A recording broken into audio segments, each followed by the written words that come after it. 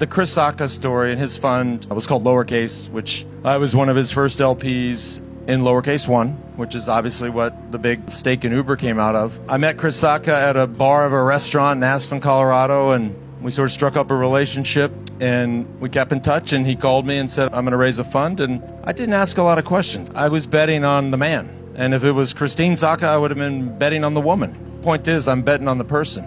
And so I didn't even know Sacca had made the investment in Uber until, this was years later that he and I were talking, many years later. And at that point in my life, I had agents and business managers, and they paid attention to the quarterly updates, and they got on the webinars and all the stuff that we're so used to. But we were talking, and Uber had just raised a new round at, what we thought was a crazy valuation at the time, I think $17 billion. And he starts telling me about the stake in Uber, and I was like, wow, that's crazy. I was like, what was the valuation we got in at? He said, $3.7 million. I said, whoa, all right. So I gave him $100,000 for Lowercase One, which you guys can figure out that ended up being a lot, which is awesome. It's awesome. I'd love to get that call tomorrow. We'd all love that call. But the reality is, without that chance encounter, that restaurant bar in Aspen, without betting on the man, and as my life unfolded and the lawsuits piled up and endorsements completely evaporated, without that encounter at that place in Aspen,